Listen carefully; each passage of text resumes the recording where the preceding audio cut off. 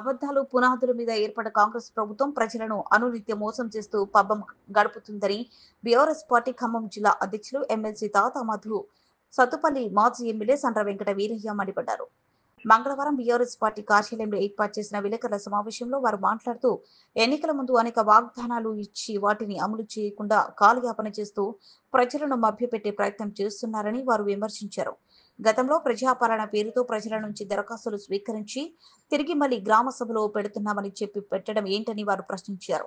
BRS నాయకులను కార్యకర్తలను అనేక రకాలుగా ఇబ్బందులు పెట్టడం చూస్తే ప్రశ్నించే వారి గొంతుకలను తొక్కే ప్రయత్నం చేస్తున్నారని వారు మండిపడ్డారు. మీద ఏర్పడినటువంటి ప్రభుత్వం కాంగ్రెస్ ప్రభుత్వం ఇందిరమ్మ రాజ్యం. ఈ ఇందిరమ్మ రాజ్యంలో గత మేము కూడా ఒక బాధ్యతాయుతమైనటువంటి ప్రతిపక్షంగా ఒక సంవత్సర కాలం వేచి చూసి మా నాయకుడు కేసీఆర్ గారు ప్రభుత్వం ఇప్పుడే ఏర్పడ్డది, దానికి ఒక లక్ష్యం దిశానిర్దేశం చేసుకోవడానికి కొంత టైం పడుతుంది, అప్పటి వరకు కొంచెం మనం టైం ఇవ్వాలి, ఆ తర్వాత అమలు చేయకపోతే మనం ఒక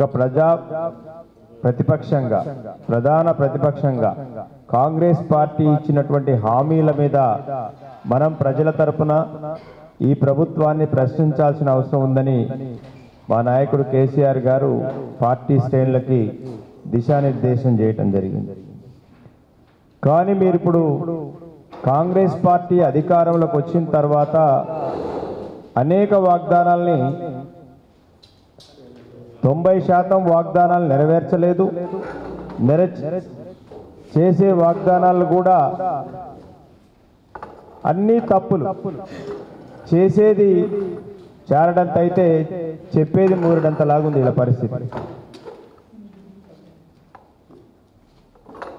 ఏ స్కీమ్ తీసుకున్నా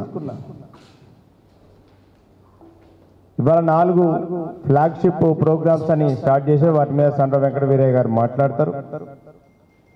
కాంగ్రెస్ పార్టీ అధికారంలో రాగానే మొట్టమొదటిగా చేసినటువంటిది ఈ రాష్ట్రంలో మేము ముళ్ళ కంపలు తొలగిస్తాం, అడ్డుగోడలు తొలగిస్తాం, ప్రజలకు స్వేచ్ఛ కల్పిస్తాం, ఒక ప్రజాస్వామిక వాతావరణాన్ని కాపాడుతామని గొప్ప గొప్ప మాటలు చెప్పారు.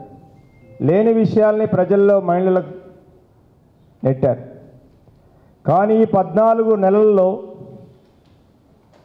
ముళ్ళ కంపలు తొలగించటం కాదు, రాష్ట్ర వ్యాపితంగా అడుగడుగునా ముళ్ళ కంపలతోని ప్రజల యొక్క ప్రజాస్వామిక హక్కులని, ప్రజాస్వామిక గొంతుకల్ని నొక్కేసే